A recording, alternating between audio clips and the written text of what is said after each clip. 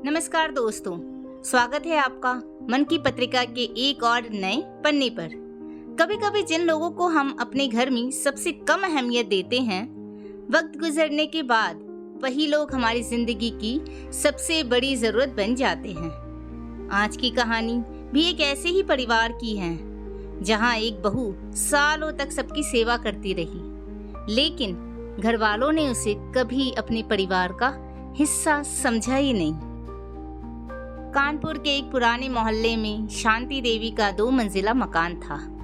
घर बड़ा था और परिवार भी भरा पूरा।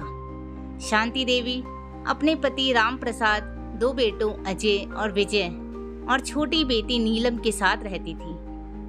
पूरे घर में शांति देवी की मर्जी के बिना एक पत्ता भी नहीं हिलता था। बड़े बेटे अजय की शादी जब सुमन से हुई तो सुमन बहुत सारे सपने लेकर उस घर में आई थी। उसे लगता था कि ससुराल में उसे एक नया परिवार मिलेगा, एक माँ जैसी सास, एक पिता जैसे ससुर और भाई बहनों जैसा प्यार। लेकिन कुछ ही दिनों में उसे समझ आ गया कि उसके लिए इस घर में रिश्ते कम और जिम्मेदारियां ज्यादा थी। सुबह 5 बजे उठकर पूरे घर के लिए चाय बनाना, नाश्ता तैयार करना, घर की सफाई करना, दोपहर का खाना बनाना और रात में सबके सो जाने के बाद रसोई समेटना, यही सुमन की रोज की जिंदगी बन गई थी। अगर कभी उससे किसी काम में थोड़ी देरी हो जाती तो शांति देवी तुरंत कहती, हमारे जमाने में बहुएं सूरज निकलने से पहले आधा घर संभाल लेती थी। सुमन चुपचाप उनकी बातें सुन लेती।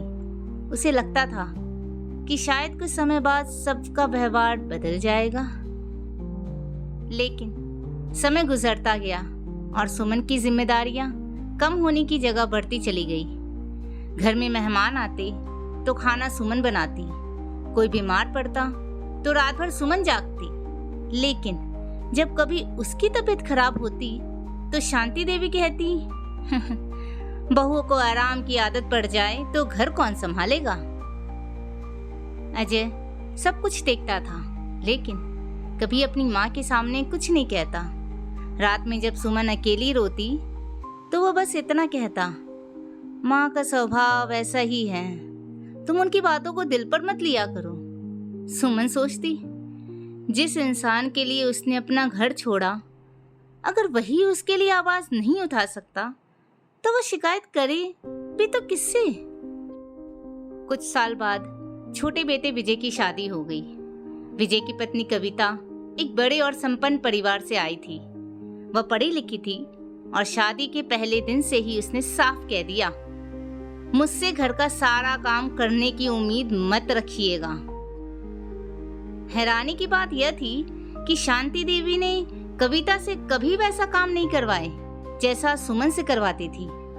कविता देर तक सोती, बाजार जाती, अपनी सहेलियों से मिलती, लेकिन शांति देवी उससे कुछ नहीं कहती। एक दिन सुमन ने हिम्मत करके अजय से पूछा, क्या इस घर में बहुओं के लिए भी अलग अलग नियम हैं? अजय ने नजरें झुकाकर कहा, तुम बड़ी बहू हो सुमन, तुम्हारी जिम्मेदारी ज्यादा है। उस दिन सुमन पहली बार समझ गई कि उसके अच्छे स्वभाव को इस घर ने उसकी कमजोरी समझ लिया था। समय गुजरता रहा। सुमन के 2 बच्चे हुए, लेकिन बच्चों को पालने के साथ साथ घर की सारी जिम्मेदारियां भी उसी के कंधे पर रही। उसकी अपनी इच्छाएं, उसके सपने और उसकी पसंद धीरे धीरे घर की 4 दीवारी के अंदर कहीं खो गए। फिर एक दिन राम प्रसाद को दिल का दौरा पड़ा। अस्पताल के चक्कर शुरू हो गए। अजय नौकरी में व्यस्त था। विजय अक्सर शहर से बाहर रहता था। नीलम अपनी शादी के बाद दूसरे शहर चली गई थी। ऐसे समय में सुमन ही थी जो दिन रात अस्पताल में राम प्रसाद के पास बैठी रहती। दवाइयां देना, डॉक्टरों से बात करना, रात भर जागना और सुबह घर लौटकर सबके लिए खाना बनाना। सुमन ने बिना शिकायत सब कुछ संभाला। राम प्रसाद अक्सर अस्पताल के बिस्तर पर लेटे हुए उसे देखते रहते। एक रात रामप्रसाद ने सुमन से कहा, बेटी मुझे माफ कर देना। सुमन हैरान होकर बोली, बाबूजी आप ऐसा क्यों कह रहे हैं? रामप्रसाद की आंखों में आंसू आ गए। उन्होंने कहा, इस घर में तुमने बहू बनकर कदम रखा था, लेकिन हमने तुम्हें कभी बेटी का सम्मान नहीं दिया। तुम पूरे घर को संभालती रही और हम सब इसे तुम्हारा कर्तव्य समझते रहे। सुमन कुछ नहीं बोली, उसने बस उनके कंबल को ठीक किया और कहा, आप आराम से कीजिए बाबूजी। कुछ महीनों बाद रामप्रसाद इस दुनिया से चले गए। उनके जाने के बाद घर पहले जैसा नहीं रहा। अजय और विजय के बीच मकान और संपत्ति को लेकर झगड़े शुरू हो गए। विजय अपनी पत्नी कविता के साथ अलग रहने चला गया। कुछ समय बाद अजय को दूसरे शहर में नौकरी मिल गई।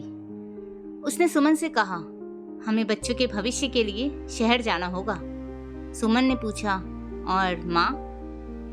अजय कुछ देर चुप रहा, फिर बोला, विजय भी तो उनका बेटा है, कुछ महीने माँ उसके पास रह लेगी। लेकिन विजय ने माँ को अपने साथ रखने से साफ मना कर दिया। उसने कहा, हमारा फ्लैट छोटा है और कविता की तबीयत भी ठीक नहीं रहती। नीलम ने कहा, मेरे ससुराल में माँ को हमेशा के लिए रखना संभव नहीं है। पहली बार शांति देवी को एहसास हुआ, जिस घर और बच्चों पर उन्हें इतना गर्व था, आज उसी घर में उनके लिए कोई जगह नहीं थी। एक शाम शांति देवी अपने कमरे में अकेली बैठी थी। बाहर से सुमन के बर्तन रखने की आवाज आ रही थी। उन्होंने देखा, वही सुमन अब भी घर के हर काम को वैसे ही संभाल रही थी। जिस बहू को उन्होंने वर्षों तक नौकरानी समझा, वही आज भी उन्हें समय पर दवा देती थी, उनके लिए खाना बनाती थी और रात में उनके कमरे की बत्ती बंद करने से पहले पूछती थी, माँ जी आपको कुछ चाहिए? कुछ दिनों बाद अजय ने सुमन से कहा, हमें अगले महीने शहर जाना है। माँ को किसी अच्छे वृद्धाश्रम में रख देते हैं, वहां उनकी देखभाल भी हो जाएगी। दरवाजे के पीछे खड़ी शांति देवी ने यह बात सुन ली। उनके पैरों तले जमीन खिसक गई। जिस बेटे को उन्होंने हमेशा सबसे ज्यादा प्यार दिया, आज वही उन्हें वृद्धाश्रम भेजने की बात कर रहा था। उस रात शांति देवी अपने कमरे में अकेली रोती रही। उन्हें पहली बार सुमन की वो सारी रातें याद आई जब वह इसी घर में अकेले रोया करती थी। अगली सुबह सुमन ने अजय से कहा, माँ जी कहीं नहीं जाएंगी? अजय ने हैरानी से पूछा, लेकिन हम उन्हें शहर में कैसे संभालेंगे? सुमन ने शांत आवाज में कहा, जैसे मैंने इतने साल इस पूरे घर को संभाला है, वैसे ही उन्हें भी संभाल लूंगी। अजय बोला, लेकिन माँ ने तो तुम्हारे साथ कभी अच्छा व्यवहार नहीं किया। सुमन कुछ पल चुप रही, फिर बोली, उन्होंने मेरे साथ जो किया, अगर मैं भी वही करूं तो मुझ में और उनमें फर्क क्या रह जाएगा? दरवाजे पर खड़ी शांति देवी सब कुछ सुन रही थी। उनकी आंखों से आंसू बहने लगे। वह धीरे धीरे सुमन के पास आई और पहली बार उसके सामने अपने हाथ जोड़ दिए। सुमन घबरा गई। उसने तुरंत उनके हाथ पकड़ लिए। माँ जी, आप ये क्या कर रही हैं? शांति देवी रोते हुए बोली, जिस बहू को मैंने जिंदगी भर नौकरानी समझा, आज वही मेरे बुढ़ापे का आखिरी सहारा बनी है। मैंने तुम्हें बहुत दुख दिए सुमन, अगर हो सके तो मुझे माफ कर देना। सुमन की आंखें भी भर आई। उसने कहा, माँ जी, बीता हुआ समय वापस नहीं आ सकता, लेकिन आने वाला समय हम बेहतर बना सकते हैं। उस दिन पहली बार शांति देवी ने सुमन को अपनी बहू नहीं, अपनी बेटी कहकर गले लगाया। कुछ दिनों बाद अजय, सुमन, बच्चे और शांति देवी शहर चले गए। उम्र बढ़ने के साथ शांति देवी का स्वास्थ्य कमजोर होता गया, लेकिन सुमन ने कभी उन्हें अकेला नहीं छोड़ा। दवा से लेकर डॉक्टर तक हर जिम्मेदारी उसने निभाई। एक रात शांति देवी ने सुमन का हाथ पकड़कर कहा, लोग कहते हैं बेटा बुढ़ापे की लाठी होता है, लेकिन मेरी जिंदगी ने मुझे सिखाया रिश्ते नाम से नहीं, उन्हें निभाने से अपने बनते हैं। कुछ महीनों बाद शांति देवी इस दुनिया से चली गई। उनके सिरहाने एक पुराना लिफाफा मिला। उस पर लिखा था, मेरी बेटी सुमन के लिए। कांपते हाथों से सुमन ने वह लिफाफा खोला। उसमें शांति देवी की लिखी एक चिट्ठी थी। सुमन, मैंने जिंदगी का बहुत बड़ा हिस्सा यह समझने में गंवा दिया कि घर में कौन अपना है और कौन पराया। जिसे मैंने पराया समझा, उसी ने आखिरी समय तक मेरा हाथ पकड़े रखा। मैं तुम्हें धन दौलत से कुछ नहीं दे सकती, बस जाते जाते इतना कहना चाहती हूँ, अगर अगला जन्म होता है तो मैं भगवान से यही मांगूंगी कि तुम मेरी बहू बनकर नहीं, मेरी बेटी बनकर मेरे घर आना। चिट्ठी पढ़ते पढ़ते सुमन की आंखों से आंसू बहने लगे। उसने उस कागज को अपने सीने से लगा लिया। सालों तक जिस एक रिश्ते को पाने की इच्छा उसके मन में थी, वह रिश्ता उसे मिला जरूर, लेकिन तब जब उसे पुकारने वाली आवाज हमेशा के लिए खामोश हो चुकी थी। कभी कभी हम अपने सबसे करीब रहने वाले इंसान की कीमत तब समझते हैं जब वक्त हमारे हाथों से निकल चुका होता है।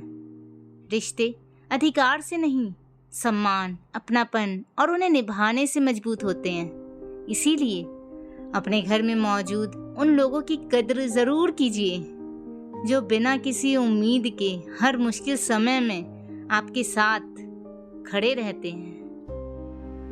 दोस्तों, आपको मन की पत्रिका की यह कहानी कैसी लगी?